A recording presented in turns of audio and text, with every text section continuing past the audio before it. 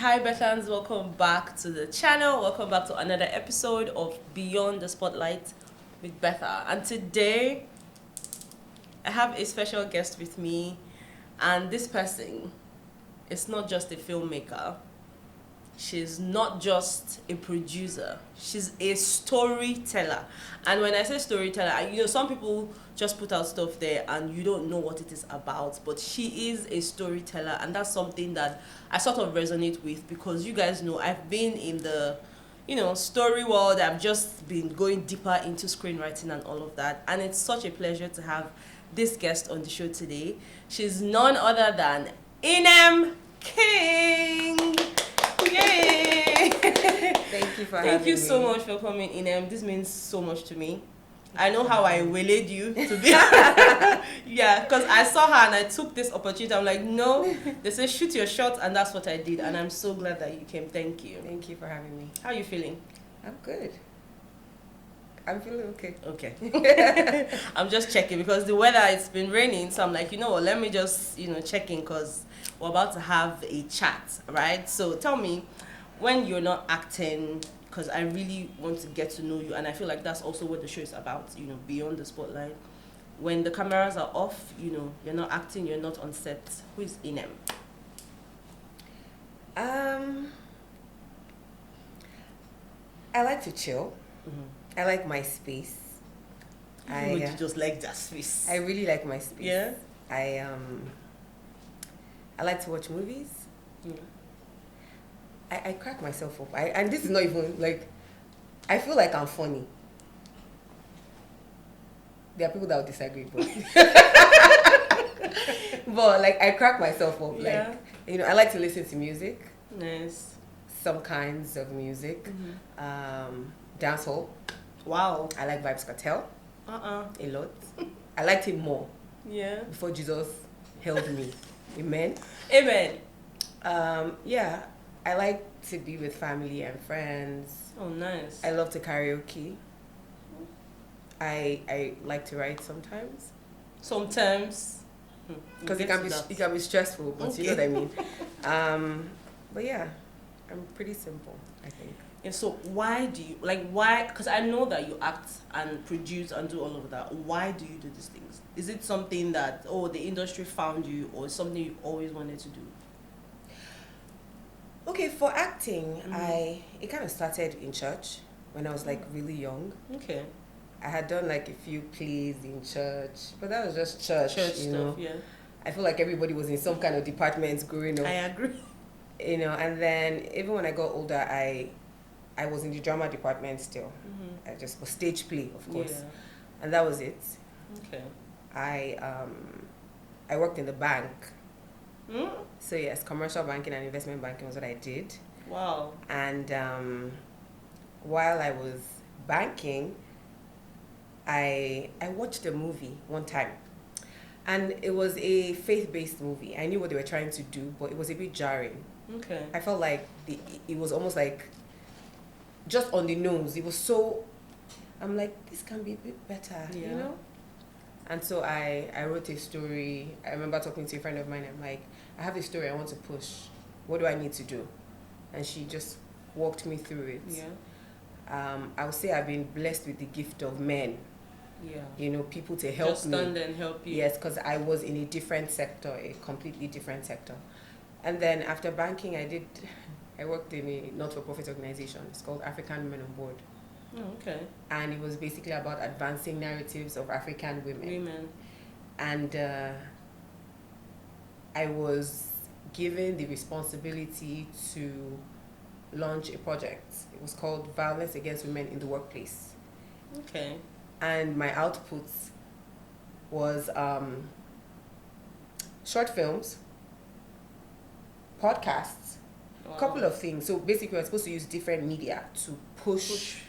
The prevalence of violence against women in the workplace and its effect on women. Mm-hmm. And while we were doing it, we found how interesting and how powerful those tools are to actually sensitize the public. So for me, filmmaking and acting and writing is about influencing the way people think. Yeah. It's not just entertainment for me. Mm-hmm. there are stereotypes, pardon me, that need to be addressed. Mm-hmm. There's information that need to get to the public, and that's what filmmaking is for me. As an actor, it's how is my character influencing the person watching? How is it, in the big picture of the story? Mm-hmm. How does it move the message of the story forward? Yeah. As a producer, it's creating something that can influence people positively. As a writer, which is like, create. Because you're wearing different hats, yes. though. So, yes. I know that from what you've just said now, it's almost seeming to me, and I don't know, that's what I want to ask you. Is it that, these things is actually what, how would I put this question now? Is it just beyond storytelling, or because of the sector that you found yourself at that point, and just these things that you needed to do, and that movie that you had seen, were these the things that made you say, you know what, I might as well consider, going into, because you mentioned the movie that you had seen and how jarring it was, right? So sometimes you see something and you feel like, oh, they didn't do this thing well. And I feel like I have that, I can do something about it. So you go on to write a story, or, just act it. Is that why you went in, or you've always just wanted to act, or just be in front of the cameras, or write? I haven't always wanted to act. Okay. I mean, at least not professionally. Okay.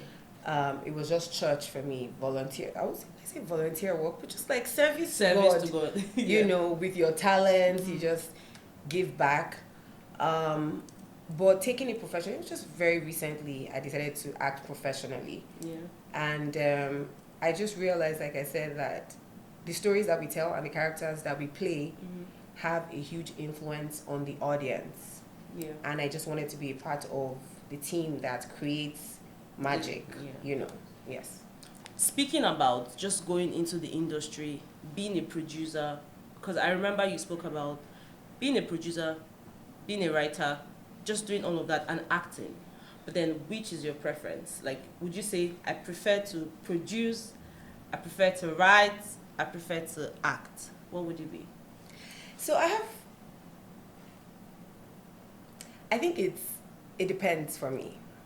Generally, and honestly, I would say I prefer acting. But there are times where I act late into the night and the character is exhausting and I'm just like, I'd rather just write. I'd rather just be in front of my laptop and write. And there are times where I see the final product and I'm like, oh, producing is so much fun. It's so empowering. Yeah. I would rather produce, but after every production, I feel like I never want to produce again because it's so stressful, Yeah. And there are times when I write and I just can't move forward from like a scene, and I'm like, I don't want to write in my life again. But generally, I think I really like to act. I think it's exciting for me to just leave myself and just be someone else. And sometimes I catch myself projecting Inem into the character. Into and I'm the like, character. this is not you. Yeah. Be the character. So how do you prepare for those roles? So, of course, like you said, you like acting.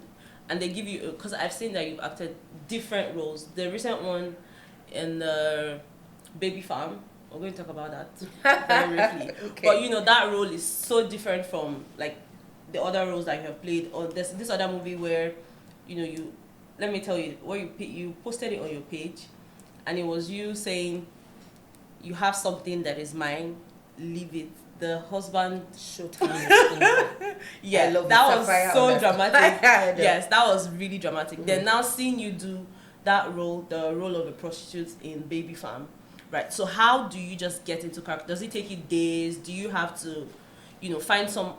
I don't know if you're not gonna find somebody that is a prostitute to not tell you how to act. Like how do you just go about getting into your character? So first of all, of course, it's better when I like the story and I like the script. Yeah. And then I do like a breakdown, read through, okay, what's the dominant emotion this character feels? Who is this character? How is this character different from me? How do I separate myself from the character? What is the character's goal in the story? What is the character's goal in this scene? And then now research and then prep for it. Of course, it's easier with some characters because you just flow into some of them. It's like, oh, this is me. This is, yeah. I can easily, and then some other ones you're like I don't speak pidgin very well. My Pidgin is weird. Okay. So when I play those roles, I have to like really go into it and like try. And Try to afterwards, I'm find just the- like, I don't think I spoke well, you know. But then we just move. Yeah. But yeah, just research, talk to as many people as Possible. possible. Mhm. If I know someone that's going through that, I talk to the person. I have played a role where I had to speak Ibibio all through, and my Ibibio is not Wow. it's not fluent either. I remember speaking to every Ibibio person I knew. I'm like, send me voice notes. So you can practice. Yes, I keep listening and listening and listening because it's harder when you're thinking about your lines and then getting the accent right and still delivering. It's like just like a lot of work to do. But it's just exciting. It's like one, you think you're done, and then you not see another something- character, and there's some other, True. you know. So True. So you've done a lot of mainstream, right? Because I've seen your work. You've done so many projects. You've worked on so many projects. There's mainstream, of course. You know, Netflix, YouTube. You also have your platform on YouTube, Yes, right? I do. Inem King. You guys subscribe. subscribe. Yeah. Would you say that you have learned some things from, you know, working mainstream and then now doing YouTube? Because I know that quality wise sometimes it's almost different, or that's what people say. YouTube, anything goes. I don't know how true that is, because for me, if I want to put out any content, Let's put out good stuff. you know, but I hear sometimes from people, they say YouTube, anything.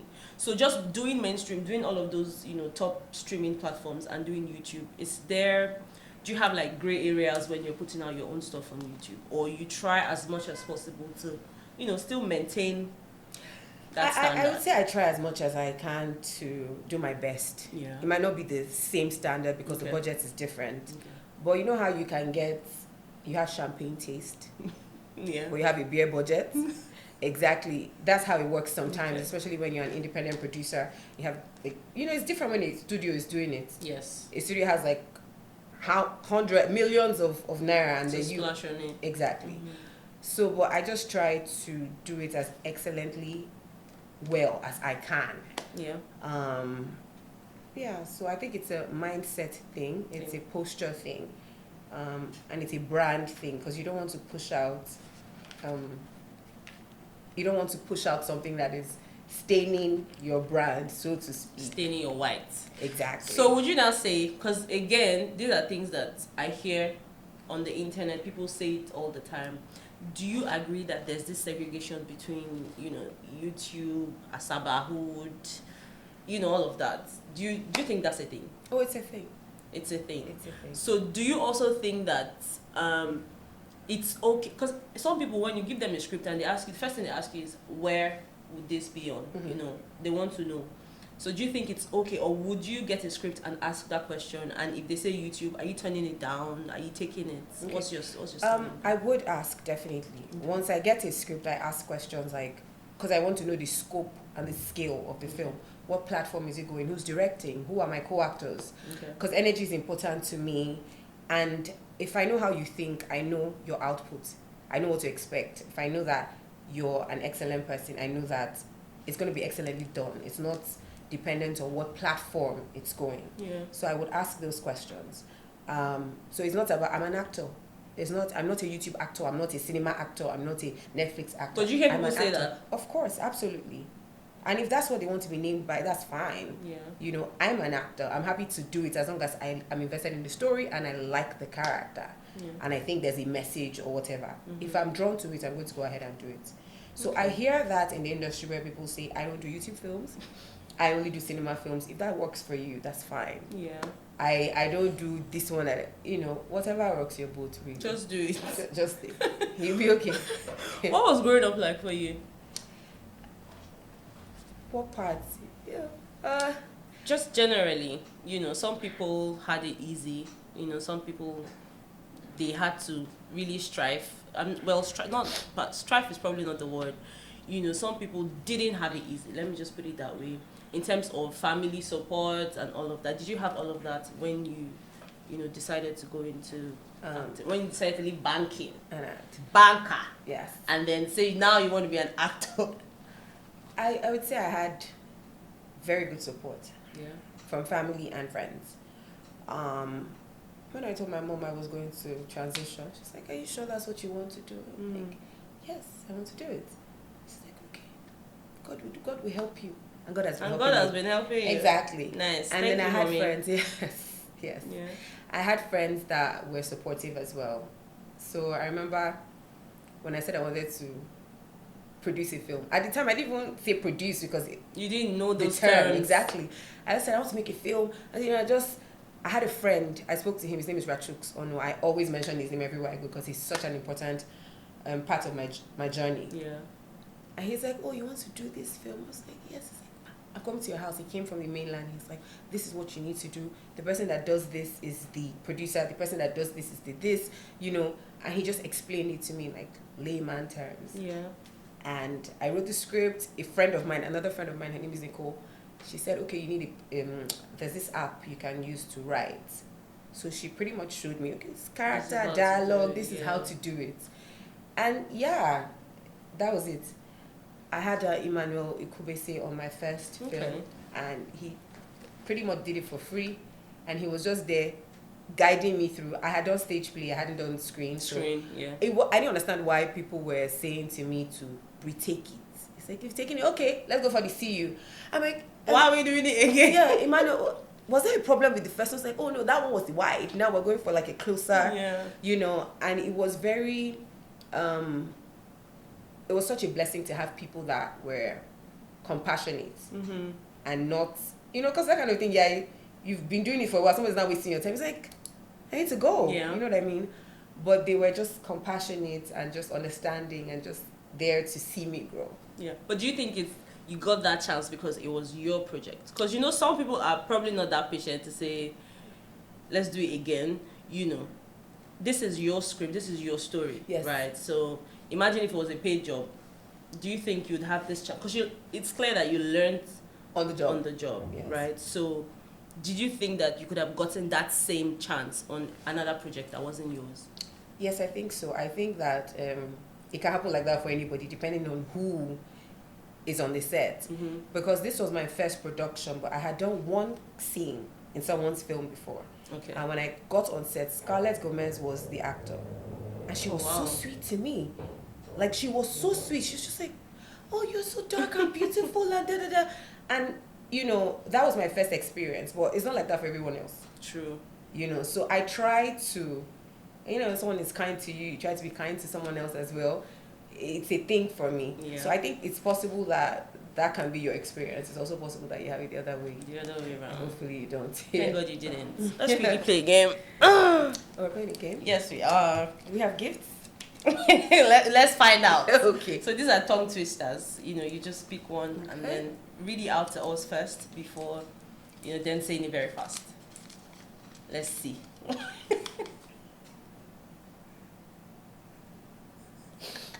Are we ready? We are ready. Mama Bisi bought better beans, but the better beans burst. Mama BC, try. Yeah. Again? No, so you do fast now. Okay, the one I just this one, we just wanted to know what the words were. Okay. I didn't know. Mama Bisi bought better beans, but the better beans burst. I should keep going. About 5 times. Mama Bisi bought better beans, but the better beans burst. Mama Bisi bought better beans, but the better beans burst. You dey use phone do burst. He burst. The beans. I say burst. The beans burst. Mama Bisi bought better beans, but the better beans burst. Mama Bisi bought better beans, but the better beans burst. Mama Bisi bought better beans. Let's say Mama Bisi na your friend. I want to try. Look at that. Now I'm going. You know there's oil on my head. Let me pick green instead. Oh, yeah. Let me help you. Thank you. Okay.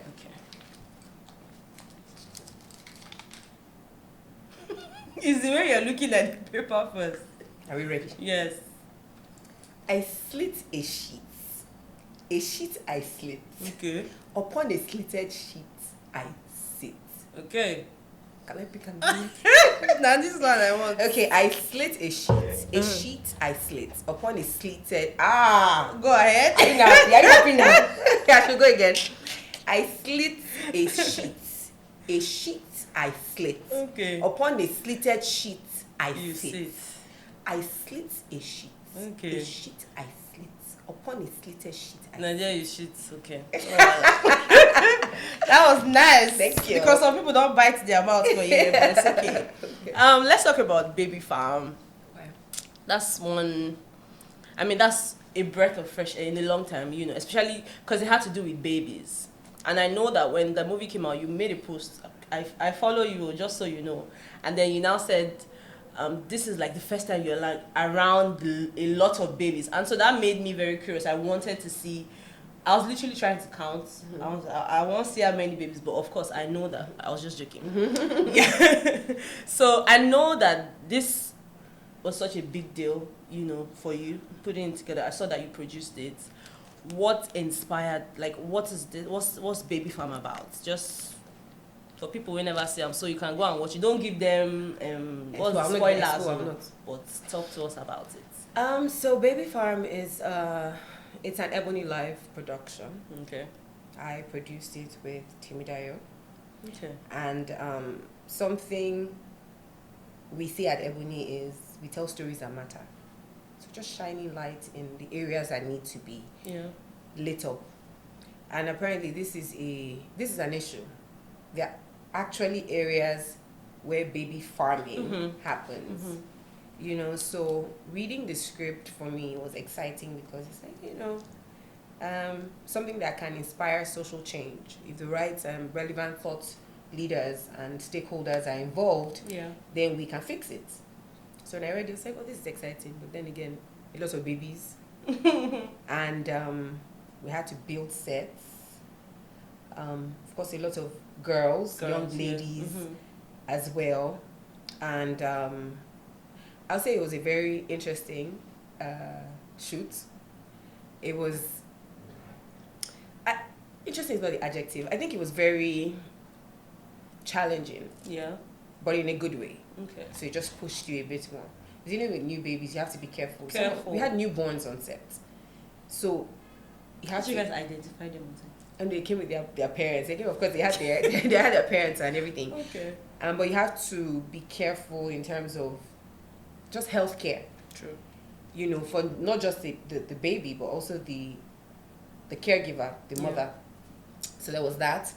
There was building the dorms and all of those things, you know, getting the right locations and casting. I handled the casting as well. Okay. Just getting the right people to fit. So that was it really. Yeah. And again, it was just to shine light on the fact that this is happening in Nigeria. And, you know, funny enough, ever since the series came out, we've been seeing news about different countries where baby farm is actually a thing. It's a thing. Wow. It's a thing. So people are not aware. I feel like baby farm has sensitized a lot of people about baby farming. True. And I'm happy to be a part of this storytelling. Because I did a review on Baby Farm recently. I spoke about it just with my audience, and I realized that so many people actually have reservations when it has to do with like NGOs. Because again, these NGOs are, you know, fronting as, yes, we are here to, but like a lot literally goes on. Yes, like if you watch, you see the difference when they're talking to, you see there was like a divide. Yes. The girls in, and then before they come in. So being a producer, what's it like? Because I know some people don't understand what it is to be a producer, and there's also a difference, you know, with being an actor and being a producer. How do you balance both, and what is one thing people don't understand about producing? Because, you know, sometimes when the movie is good, I don't even know who takes the praise when they say the movie definitely is good. Not the producer. But when it's bad, even when it's bad, yes, sometimes I will produce this movie, you know. But I feel like producing is really project management in film. So basically, it's your baby, and you need to take care of the baby. If anything happens to the baby, it's your fault, and you're dealing with a lot of people. Your people management, you're managing locations, you're managing equipment, everything. So it's like, it's just your baby, and you just need to care for it. Yes, you need to care for it, and you need to be, I'd say that a producer needs to be very emotionally intelligent. Yeah. You need to know how to manage people because you're going to be on set with different kinds of people with different temperaments. Yeah. And you just have to know how to deal with everyone, profile people and deal with them accordingly. So you spoke about casting for Baby Farm, right? What are the things that you look out for? Because you're first an actor, right? Would I say? I like that. It sounds nice. Okay. So now, being an actor and then you have to wear the hat of a producer, what are the things you look out for when casting? Why would you pick this person over another person? Because you've tested both waters, so yes. you know what it means to be an actor and being a producer. So if you're producing a movie and you're asked to cast, yes. what do you look out for in that actor? For example, if I want to act now, because it'd be like say my career is going to acting, so I'm trying to shoot my shots, so I'll know what she's looking out for. Tell me. And you're a sharpshooter. So welcome in advance. But when I'm casting, because I'm an actor, I'm also understanding that auditions might not always be the best. Nerves, sometimes anything could have happened before you got to the audition. Because I've been there, so I try to be understanding when I'm casting. Yeah. And just everyone deserves a chance. Everyone deserves a chance until they don't deserve it. Everyone deserves a chance. Not see that part. Everyone deserves a chance. And it just, when I just read the script, I can think about, this person works for it. Yeah. This person just works. I feel like this person can do it. Yeah.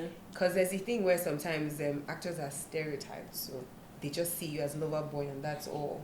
So I feel like maybe you have to have an inner eye to see that this person can actually play a rude boy as opposed to just player or whatever. And then just go with your guts and hopefully it turns out right. So I'm coming as, any role that you give me now, I need to start practicing. No, you first come and start with lover girl. That's the easiest one. Yes, now. So people will like you. If you they have to like me first. Role, they will say, now. Okay, they will now, girl. I see. See, acting 101, that's what I'm doing here. I had, you talked about the film Illusions of Us, and you talked about me talking to someone. And I saw a comment where someone said, this girl, I feel like she's wicked. Yeah, I feel like she's wicked because there are two films I had done with same character, and they're like, this person wrote, there's no how this person is not wicked. But that's not always the case. Because I'm a sweet person. She's a sweet person. You people don't know these things. Before you talk, ask me. I will tell you the people that are nice. Tell them. And the people that are not nice. Anyways, what is a typical day like for you? You're not on set. How do you spend? Just give us a rundown of how you spend a day. When I'm not on set, I would typically... I like to listen to music. Have I said that? Yes, you did. I like to watch movies. I would just be in my house, in my space, maybe talk to my friends, family, play on Instagram a little bit, just see what's happening in the world. I like to laugh, so I like comedy. I like dramedy. I like chick flicks and stuff like that. That's it for me. You don't already answer my question. What are you going to say? I wanted to ask you what kind of movies, but we don't already hear. Yes, But do you like action movies though? So it's not really your thing. But I want to act an action movie with Chris Hemsworth. You see, I'm very direct. I know exactly how to act it. So, but I'd like to act an action movie. That. Yes. But it's not my all this blood and horror, all these things. I just it's not your thing. Yes. Fairy tale kind of, easy breezy girl. Like I can't go to work and come back and be stressed and now watching all this thing that will give me a headache. You will not be able to sleep. Do you get? Okay, so aside, because I know that you've talked about friends and family, so it just gives me the vibe of that you have friends. But do you have friends in the industry? Just a handful. Okay. I'm very friendly. I think I'm friendly, but I think you're friendly too. Thank you very much. I like the way you're selling my market. No, I think you're friendly actually. Thank you so much. I have a handful because I feel like you need to pour into relationships. And I don't have so much to pour too many people into. And I want to be responsible for my actions. So my friends are people that are understanding. Yeah. Very different from me. And they're accommodating. Yeah. And not everyone can do that for me. So the people that I have in this It's space, okay for you. it's Just let's just be there. Yes. Have you had people assume things about you that's not true? Maybe on social media. Aside from this one now that you've told us, that someone thought you're weak, thinks you're wicked.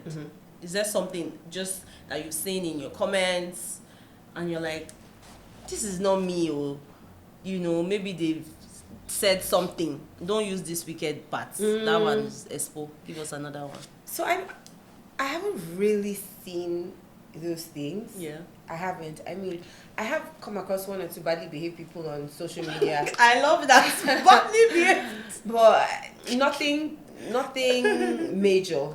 Yeah. Nothing major. Okay. Would you say there's one thing or two, many things, people should have told you before going into Nollywood? Do you think there's anything you prefer to have been warned about? Because I know a lot happens in Nollywood. Yeah, so I feel like I had people hold my hands when I came in. So I didn't make mistakes As like much as I would anybody have done. if, Okay. yes, I had people hold my hand. But there are things I have come to know Yeah.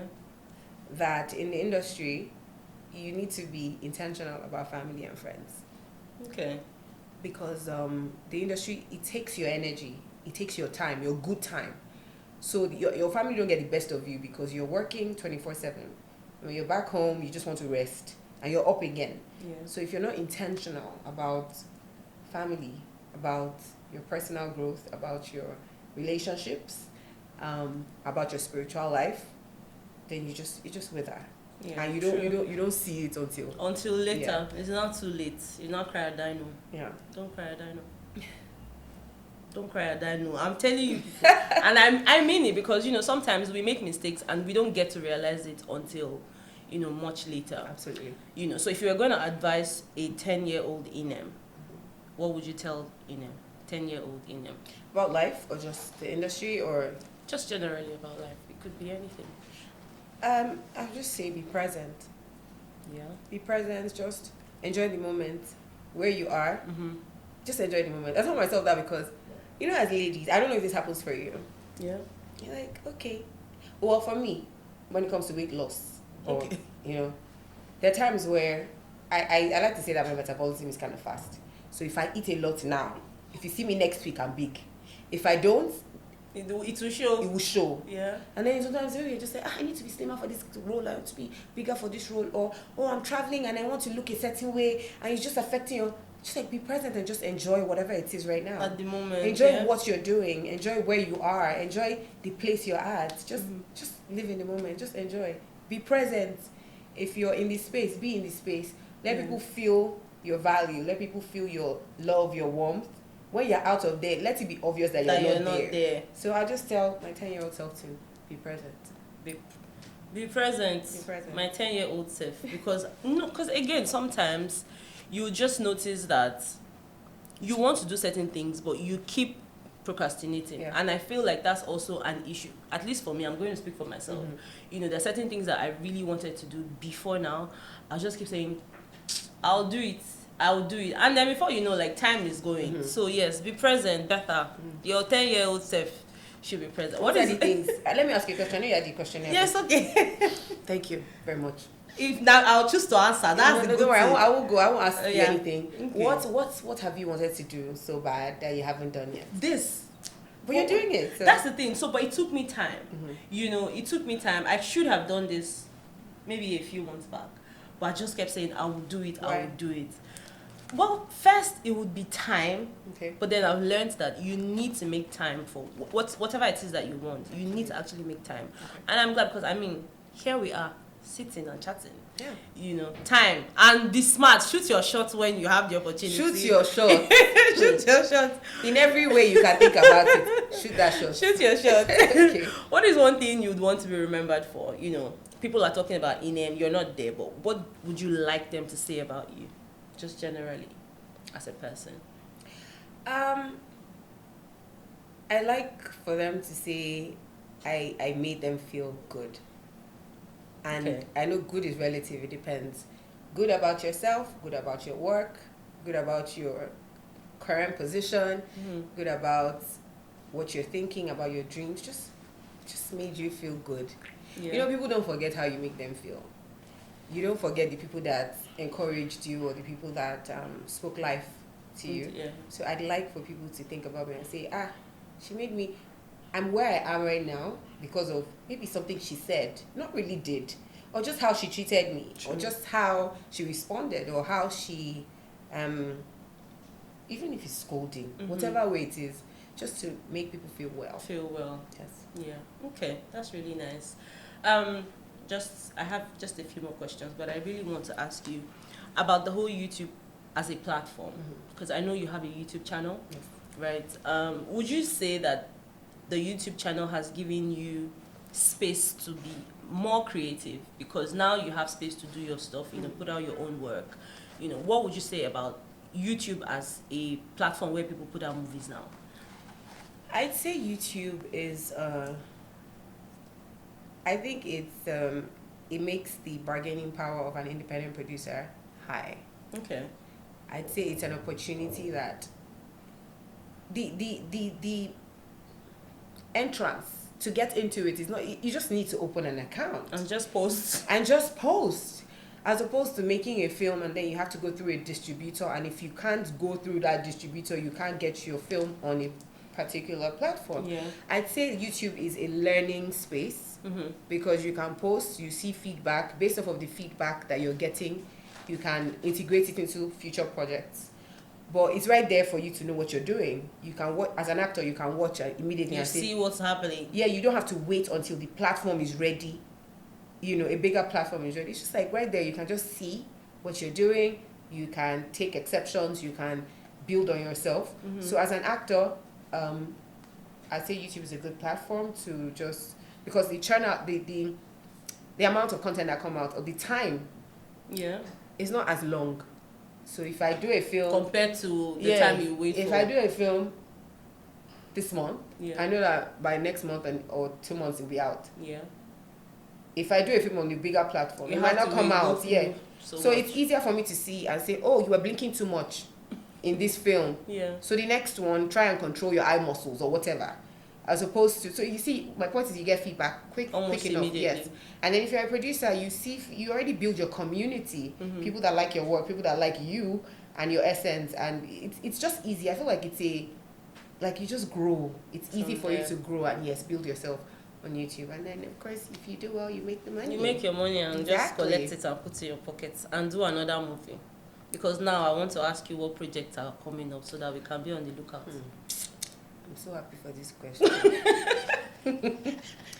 But I have something coming out tomorrow actually. It's called Tonlani's Trials.